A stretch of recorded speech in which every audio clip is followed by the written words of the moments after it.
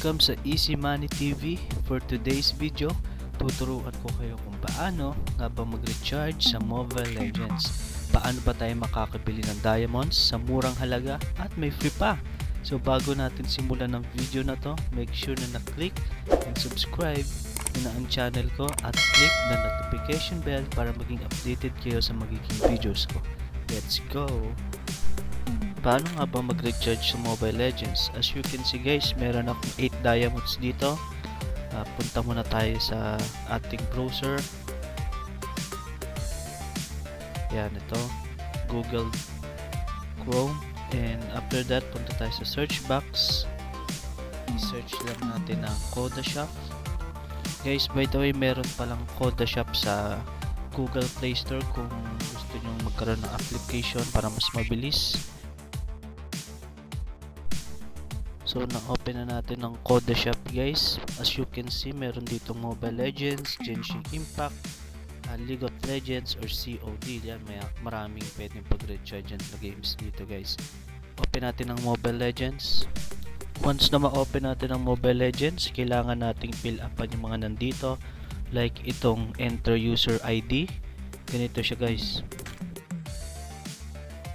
After natin ma-enter ang user ID, sa select recharge naman tayo guys. Dito tayo mamimili kung ilang dias yung gusto natin bilhin. Like yung 10 diamonds na to is sa smart, 10 pesos lang siya guys, plus 1 bonus pa yon. And 20 diamonds sa globe is 20 pesos. Ang 51 diamonds, 50 pesos. Kung gusto nating malakihan guys, meron 303 diamonds plus 33 bonus sa halagang 300 pesos lang guys. Yan, 504 diamonds plus 66 bonus. Dahil mayaman tayo guys, dito tayo sa 10 diamonds. Weird. After natin mamili kung ilang diamonds ang bibili natin guys, dito tayo sa select payment. Meron ditong Globe, GCash, Mart or Paymaya. Dahil lang smart ang gamit ko guys, itong smart ang giklik ko. Dahil medyo tanga tayo, nalimutan ko ilagay yung enter user ID natin.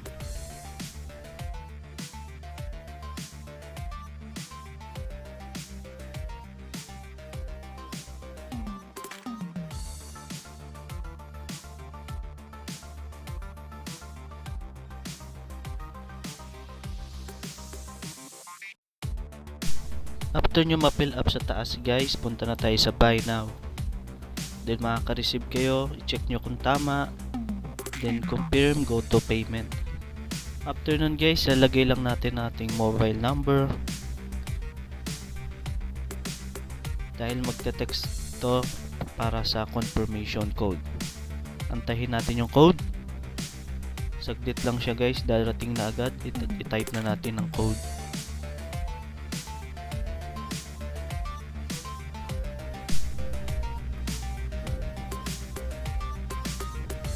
Once na malagay na natin yung code, may marireceive tayong confirmation message na natanggap na natin ang diamond. After natin ma-receive yung message, check natin yan sa Mobile Legends natin kung pumasok ba ang diamonds.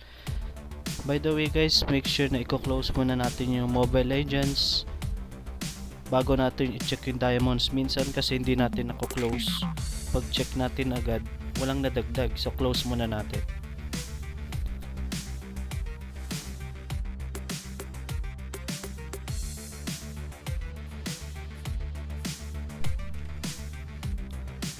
Ayun guys, as you can see kanina 8 diamonds lang ang meron tayo, ngayon 19 diamonds na. Ganun lang kadali guys pag magre-recharge tayo sa Mobile Legends. Maraming salamat sa panonood ng video ko guys. Sana is nakatulong uli ang video ko sa inyong mga problema. Huwag nyo kakalimutang mag-like and subscribe and click na notification bell para maging updated kayo sa magiging videos ko. Maraming salamat.